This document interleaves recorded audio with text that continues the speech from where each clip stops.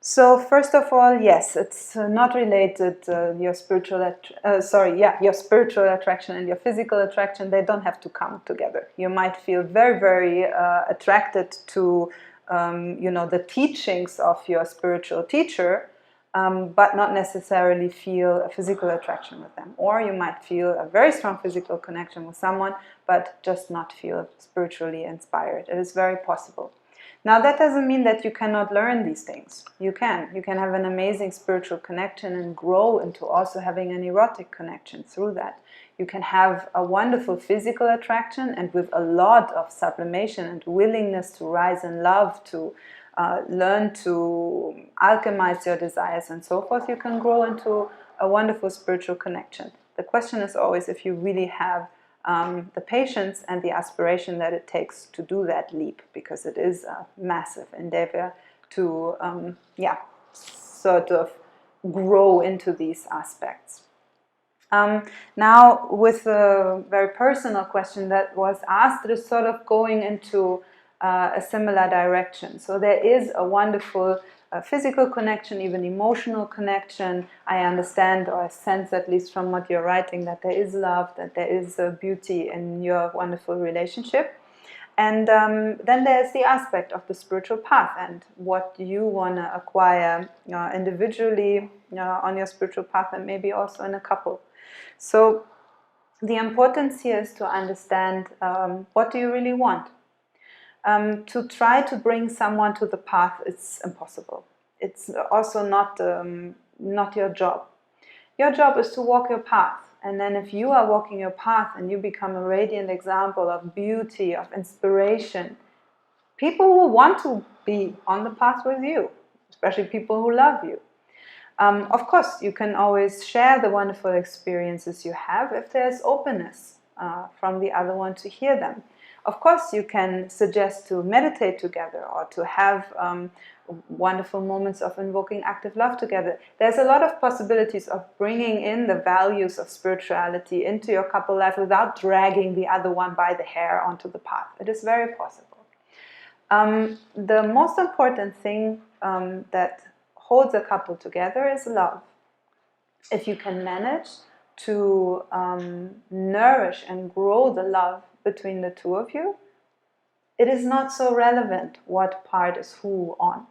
One of the very wonderful teachers and practitioners within our school who passed away a few years back, she was already old, she came to the spiritual path at the age of 60, so already quite advanced in age.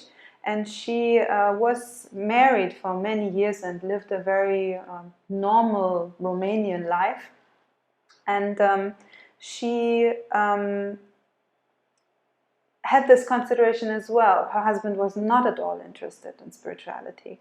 But then she felt in her heart, no, it is correct to stay with him, to be with him and to love him exactly in the way that it is. And then from that inspiration, she stayed and she formed with him a very beautiful relationship that was nourishing to them until the very end of her life.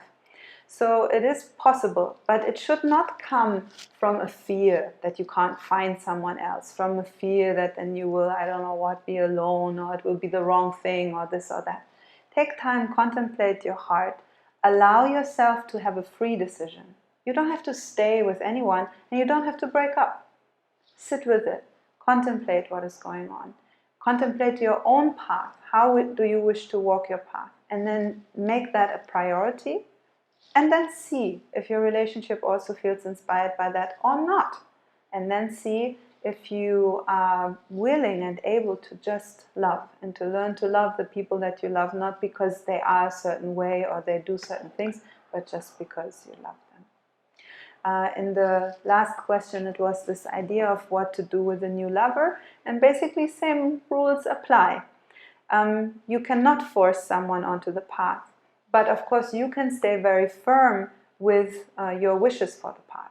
If, for example, you wish to make love in a tantric way, and for you there is no option to make love in another way, you can have a relationship that is maybe beautifully embracing and kissing and so forth, but maybe other things might just not resonate with you and you might not feel to do them.